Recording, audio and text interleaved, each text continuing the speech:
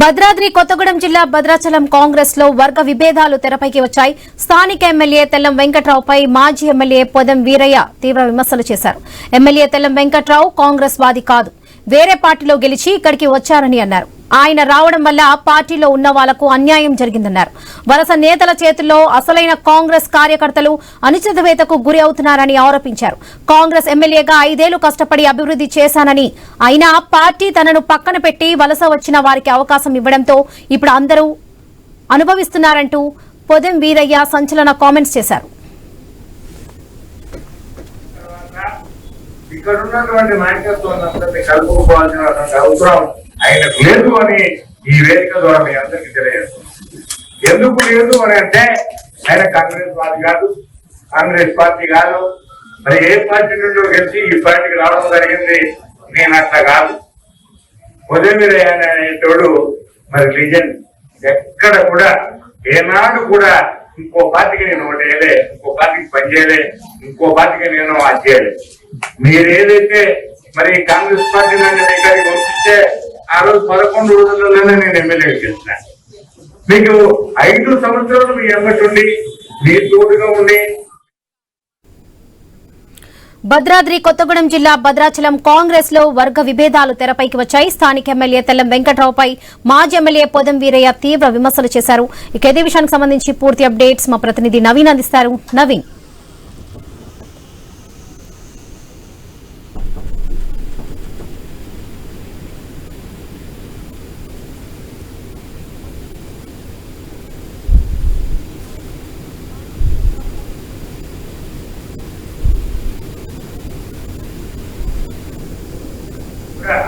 ఏనాడు కూడా ఇంకో పార్టీకి నేను ఒకటి వేయలే, ఇంకో పార్టీకి పనిచేయలే, ఇంకో పార్టీకి నేను అది చేయలే.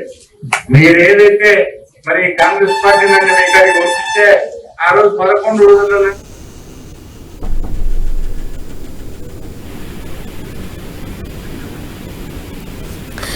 భద్రాద్రి కొత్తగూడెం జిల్లా భద్రాచలం కాంగ్రెస్ లో వర్గ విభేదాలు తెరపైకి వచ్చాయి. స్థానిక ఎమ్మెల్యే తెల్లం వెంకట్రావుపై మాజీ ఎమ్మెల్యే పొదెం వీరయ్య తీవ్ర విమర్శలు చేశారు.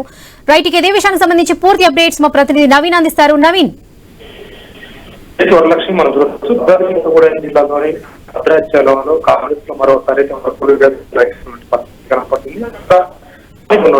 అంటే అక్కడ వెంకట్రావు అనుగుణంగా కాంగ్రెస్ పార్టీకి అంతకుముందు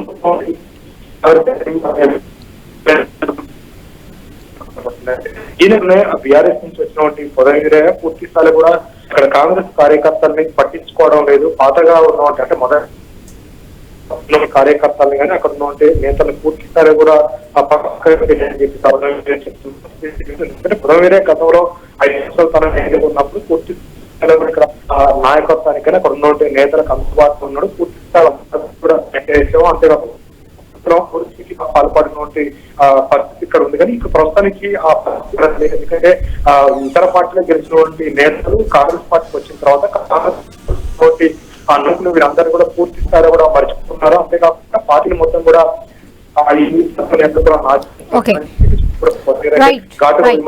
రైట్ నవీన్, థ్యాంక్ యూ.